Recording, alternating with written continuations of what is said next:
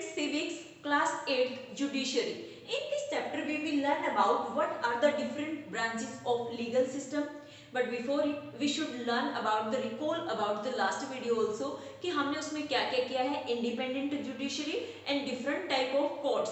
सो courts जो हमने different types के किए हैं उनमें अब कौन कौन से जो केसेस हैं वो जाते हैं, ये चीजें अब हम क्या करेंगे, लर्न करेंगे. So starting from criminal law and civil law. Criminal law को मैं पहले बता देती हूँ कि जो क्राइम से रिलेटेड आपके लॉ हैं वो क्रिमिनल कोर्ट में जाते हैं, और सिविल लॉ जो आपके नॉर्मल डिस्प्यूट्स वगैरह होते हैं वो डायरेक्टली जो आपके कभी भी क्रिमिनल लॉ में नहीं जाते हैं, क्रिमिनल कोर्ट्स में नहीं जाते हैं. ये जो फैमिली कोर्ट्स हैं, सिविलियन कोर्ट्स हैं, different types courts I will tell here also. So starting from criminal law deals with the conduct or acts that are so defined as offense. Example क्या क्या है कि जो ऑफेंस को, जो law किसको डिफाइन करते हैं, ऑफेंस, कि आपने कोई क्राइम किया है, ऐसे एक्ट्स को जो शो करते हैं जो लॉ, वो किस में जाते हैं, आपके क्रिमिनल कोर्ट्स में. सो क्रिमिनल कोर्ट्स किस लिए बनी है कि क्राइम से रिलेटेड, और किस टाइप के क्राइम, या तो किसी को मार देना, थेफ्ट जो चोरी करना है, थेफ्ट आ गया है, harassing a woman to bring more dowry, dowry system के लिए किसी भी वुमन को हरास करना या उसको क्या है कि पनिशमेंट देना, मार देना, ये चीजें, और मर्डर आ गया है, ये चीजें आपकी किस में आती हैं, क्रिमिनल लॉ के अंदर.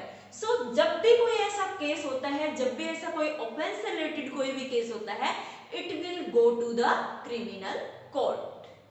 अंडरस्टैंड. सो ये चीजें क्या शो करती हैं कि आपको इस टाइप के जो क्रिमिनल लॉ है उसमें क्राइम किया जाता है. Done. This will go to criminal court. Now next is civil law. Civil law deals with any harm or injury to right of individuals, कि कोई भी इंजरी हुई हो, नॉर्मल जो डिस्प्यूट्स होते हैं, लाइक कि disputes relating to sale of land, यहाँ कोई किसी को मारेगा नहीं, नॉर्मल क्या है, छोटे मोटे जो आपके लड़ाई झगड़े होते हैं वो. तो disputes relating to sale of land, कि मैं यहाँ एग्जांपल दे रही हूँ कि मान लो कोई भी लैंड है, आपने वो सेल की है, और सेल करने के बाद उसमें क्या होता है कि आप जिसने उसको परचेज किया और आपने उसको सेल किया, सो यहाँ पर थोड़ा क्या आ जाता है, डिस्प्यूट आ जाता है, या फिर कोई थर्ड पर्सन है एंट्री करता है, वो क्या कहता है कि this was some part of the land of mine. तो यहाँ ऐसे प्रॉब्लम्स जो क्रिएट होती है, जो डिस्प्यूट्स होता है, अगर कोई थर्ड पर्सन कहता है कि ये थोड़ा सा पार्ट जो लैंड का था वो मेरा था, वो आपने सेल कर दिया है. सो ऐसे केसेस जो नॉर्मल डिस्प्यूट्स हैं, यहाँ पर कोई किसी को मार नहीं रहा है ना मर्डर कर रहा है, तो वो क्या था, डिस्प्यूट्स हैं. तो ऐसे जो डिस्प्यूट्स हैं, sale of land like this, ये डिस्प्यूट्स कहाँ जाते हैं, सिविल कोर्ट्स में. नेक्स्ट आता है परचेज ऑफ गुड्स. क्या आपने भी कोई भी गुड्स ली है, सो वहां पर अगर फॉल्ट प्रॉब्लम्स आती है, कोई भी प्रॉब्लम है वहां पर प्राइसेस में, तो आप कहाँ जा सकते हो, कंज्यूमर कोर्ट में.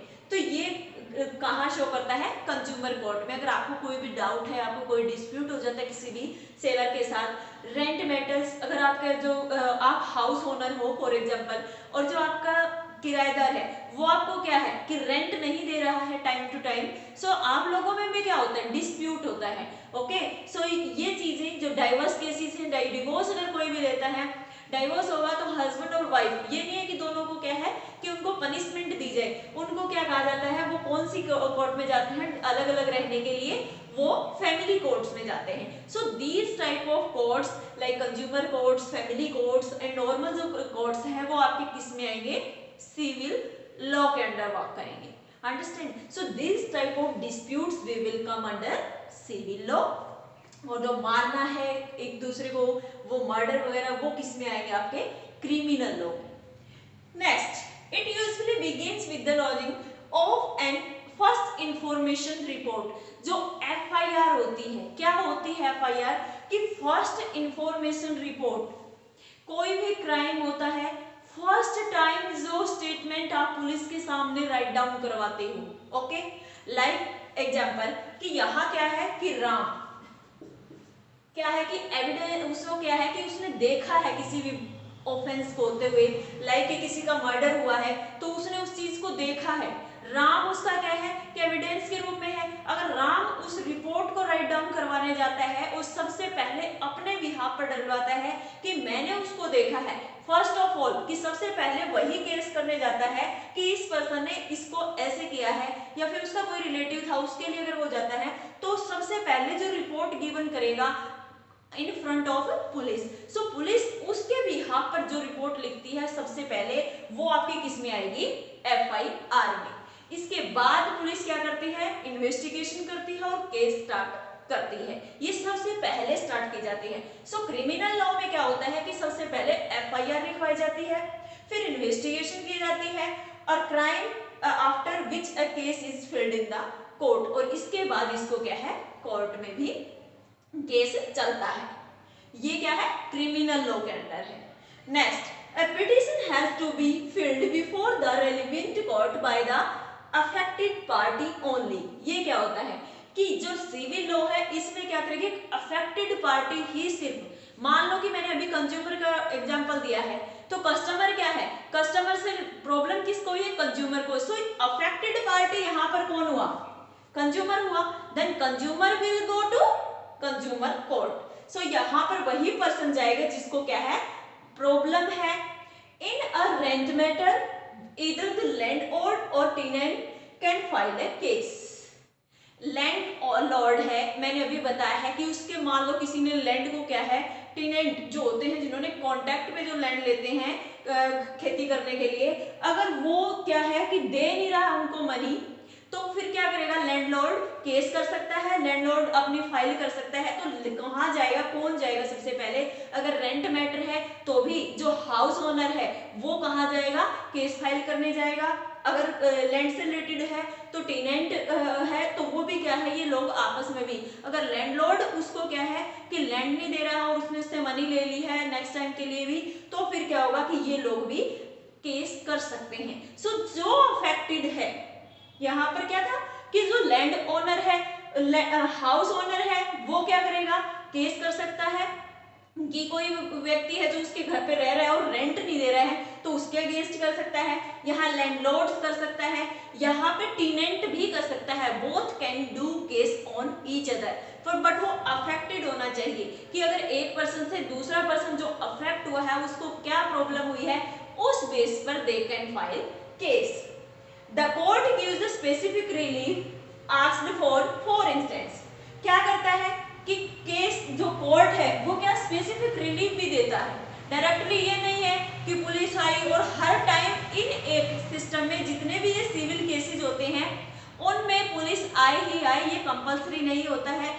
मस्ट आपने देखा होगा कि जितने भी डाइवोर्स केसेस होते हैं उनमें क्या होता है कि फैमिली मैटर बेस्ड वो क्या है सॉल्यूशन कर लिए जाते हैं। अगर छोटे मोटे मैंने अभी बोला है लैंड ओनर का और ये है, अगर ये भी अगर नेबरिंग जो पर्सन है उनके वो क्या है इसको सॉल्व करवा सकते हैं। सो कई मल्टीपल टाइम्स क्या होता है कि आसपास से ही ऐसे क्या होता है आपस में डिस्कशन से भी ये डिस्प्यूट्स क्या हो जाते हैं, खत्म हो जाते हैं। सो जितने भी केसेस हैं जरूरी नहीं है कि हर टाइम पुलिस को ही कॉल किया जाए। Next is the court give the specific relief, कि स्पेसिफिक रिलीफ देता है पूछने के लिए कि जो प्रॉब्लम है क्या वो एज इट इज है या फिर जो टेनेंट है या लैंडलॉर्ड है इनमें से प्रॉब्लम किसको है। क्या अगर लैंडलॉर्ड है और टेनेंट ने उसको क्या है रेंट नहीं दिया है, सो टेनेंट को क्या है या तो उसको घर छोड़ने के लिए बोला जाएगा या फिर वो पे करे। तो ये क्या होते हैं नॉर्मल जो सॉल्यूशंस होते हैं, उनको ये नहीं है कि अभी इसको जेल में डाल दिया ये वो, ऐसा एकदम से स्टार्ट नहीं किया जाता है। So in case between a landlord and a tenant the court can order the flat to live vacated. Listen, तो उसको खाली करने के लिए बोल जाता है। अगर किराएदार अगर किराया नहीं दे रहा है, टेनेंट अगर रेंट पे नहीं कर रहा है, इट मींस उसको क्या कहते हैं कि आप वैकेंट करो हमारी सीट को, ओके, कि हमारा जो घर है उसको खाली करो। नेक्स्ट आता है pending rent to be paid, कि या फिर जितना भी रेंट आपका रहता है आप उसको क्या करो, पे करो। तो ये चीजें क्या होती है सॉल्यूशन गिवन करती हैं किसमें, सिविल लॉ में। एंड नेक्स्ट यहाँ का सॉल्यूशन होता है क्रिमिनल लॉ में। यहाँ ऑफेंस भी हो गया है, FIR भी राइट डाउन की जा चुकी है, केस भी चल चुका है, रिजल्ट क्या रहता है, if found guilty the accused can be sent to jail. अगर जिसके ऊपर ब्लेम लगा है ऑफेंसिव है, उसके अगर सारे जितने भी एविडेंस हैं अगर उसके अगेंस्ट हैं, इट मीन्स कि वो क्रिमिनल बना दिया जाता है, उसको बोला जाता है कि यू आर क्रिमिनल। अगर वो चीज अनाउंस हो जाती है देन जो भी क्रिमिनल है उसको या तो जेल भेजा जाता है या फिर उससे फाइन भी लिया जाता है। दोनों ही काम होते हैं कि उससे फाइन भी लिया जाता है और जेल भी भेजा जा सकता है। सो ये चीजें किस में आते हैं? Criminal cases. So students, I think you should have understand it कि क्रिमिनल में क्या होता है? ऑफेंस होता है, सिविल में नॉर्मल डिस्प्यूट्स होते हैं। यहाँ पे FIR is necessary in case will be go to court, okay, और police will do investigation. So यहाँ क्या होता है कि जो भी अफेक्टेड एरिया है, जो भी अफेक्टेड लोग हैं, पार्टी है, केवल वही क्या करेगी? डिमांड करेगी अपने और कहा जाएगी कोर्ट में जाएगी। और ये क्या है कि आपस में सॉल्यूशन से भी ठीक हो सकते हैं। नेक्स्ट आता है थर्ड पॉइंट में कि यहाँ क्या करेगा एक्यूज्ड को? जो एक्यूज्ड है उसको जेल जाना पड़ेगा और या फिर फाइन भी देना पड़ सकता है।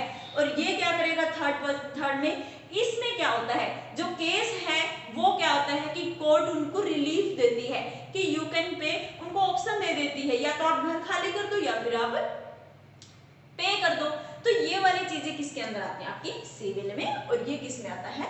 क्रिमिनल कोर्ट में। सो these are the two types of courts that we have learned, and these are the different branches we have included in legal system. Thank you. Have a nice day.